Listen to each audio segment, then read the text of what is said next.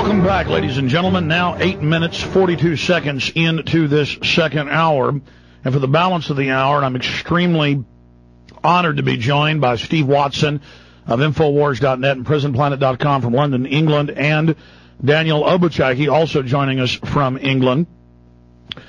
Now, let me just set the table here. On the morning of 7/7/2005, 3 bombs blew up, destroying 3 different train passenger carriages, killing quite a few people, tragically. Over an hour later, a bus that had been specifically singled out and redirected, and these reports had already come out by other witnesses, exploded, causing quite a few deaths and injuries. And then it came out that the former head of Scotland Yard's public relations, Peter Powers, had been hired to run a drill of the exact same trains, exact same times, being bombed the exact same day. And we've had the actuary mathematics done on that. It's in the trillions. That's 43 zeros, my friends, behind it. That's many, many more times, billions of times more than all the grains of sand in all the world. On 9/11, they're doing a drill of flying hijacked jets in the World Trade Center and Pentagon at the exact same time yet again as well. It's always the same MO. They do this in case other compartments of the government discover it. The other operatives can just say, hey, we're taking part in a drill. It also bootlegs the funding. It also creates chatter that confuses Echelon, Infopol 9, the NSA, MI6, the different listening stations. So if they pick up on it, they can say, oh, that's just the drill too. And there are hundreds of points concerning the London bombing. First, they said that it was simultaneous, and they said, no, it wasn't simultaneous. It turned out they were correct. It was simultaneous bombings on all 3 of the trains. Something went wrong. We had surmised from all the evidence something hadn't detonated on the bus. People reported there was not an Asian man down there. People had reported that suddenly there was just an explosion. Folks had reported that the bus had been singled out and diverted. I talked to bus drivers who'd heard about it. I talked to technicians who worked in that bus terminal about strange things and strange technicians working on that bus. And so from the evidence we had, something hadn't gone off simultaneously in the bus, so they redirected it. While they were redirecting it, to make sure it went off, from all the evidence we have, MI6, MI5, or some private agency that was carrying this out, clearly in collusion with the government, needed time to cover up what was happening with the bus because something had gone wrong. So for an hour and several minutes, they were announcing a power surge had caused some type of explosions. And now you got 3 blown up trains, dead people everywhere. They're coming out, bleeding, dying. They're telling everyone bombs went off. And the police are saying, no, no, no, it's a power surge.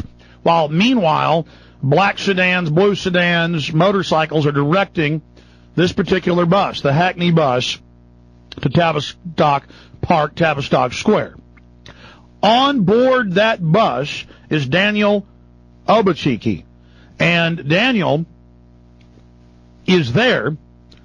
And he's now going to tell you what he witnessed. And this is an eyewitness. Now, other eyewitnesses interviewed by police, and again, most police aren't involved in this. That's why we have Scotland Yard going, we don't think these guys knew they had bombs. We don't think that they were suicide bombers. We think someone gave them these packages. But then you got the problem of one of the bombers' passports, ID cards being found at 2 different bombings. So somebody messed up in the planting. You've got Benjamin Netanyahu being admitted, Associated Press, at least 30 minutes before getting a call and being told, don't get on the trains, stay in your hotel room. This is all on record. You've got Giuliani there when this happens. All very suspicious, folks. Same people, same players. This is so disgusting. And so we have Daniel there on the bus, and he's going to tell you what he witnessed. This is huge. I cannot hype this enough. I know Steve's working on a part 2 with this, so I want to bring up Daniel. Daniel, thank you for coming on. That's okay. How are you doing? Good, sir. Tell us a little bit about yourself, and then give us a thumbnail sketch of what happened on that bus that morning, what you witnessed, and then any more details that you haven't already given us for the Infowars.net story. And then I first want to say thank you for your courage, sir. Tell us first about yourself and how you got the courage to go public.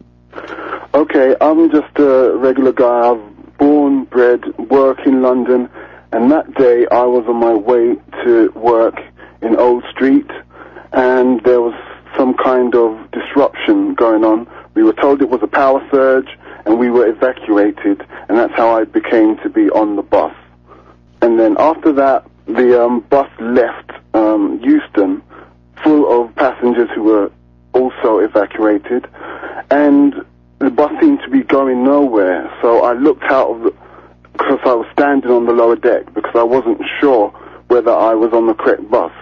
And then I peered ahead, and I saw these two cars, which were a Mercedes and a BMW, blue and black, which seemed to be in front of the bus, holding it up. And it was diverted about 4 or 5 minutes later down towards Tavistock Square. And I think the results are quite evident for everyone else to see what took place in Tavistock Square. Please continue with once you got to the square, what you saw. Oh, well, after the explosion, you can understand, I was on the floor, so it took about 5 seconds till the noise had actually quietened down, and then I just got up, and then I ran and escaped and ran straight down the street.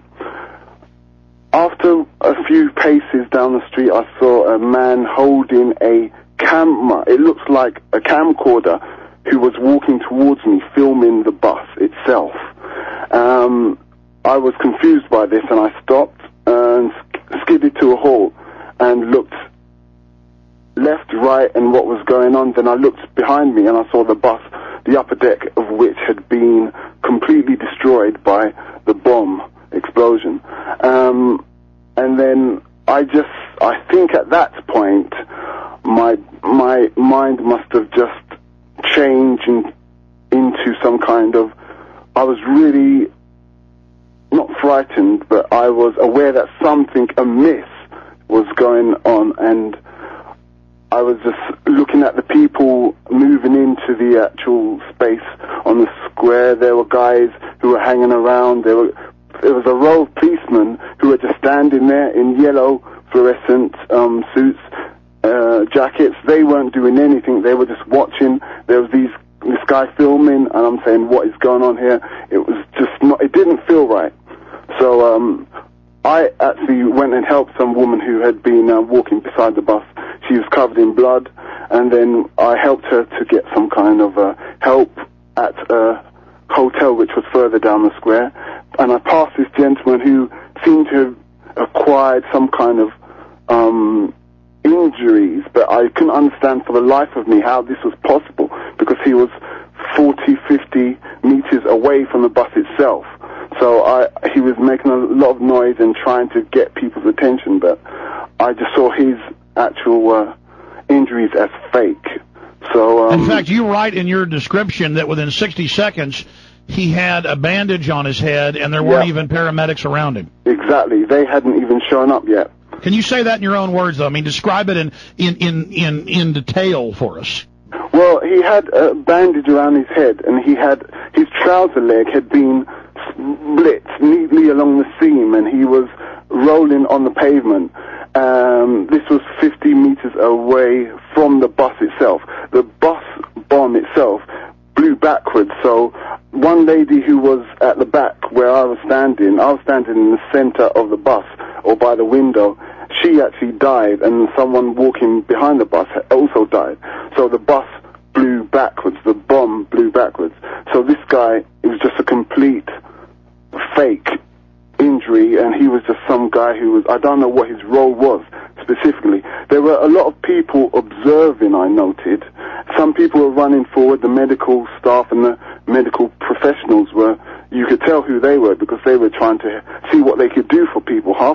Some people were just, they weren't going to make it. Some people, they were trying to do something for them. But then there were these other people who were just watching, taking note, organizing people, moving, saying, how many seconds, I mean, how long did it take you to get out of the bus, and then how long did it take you, because you say 60 seconds, to then notice that this guy's way up the street with a bandage on his head rolling around?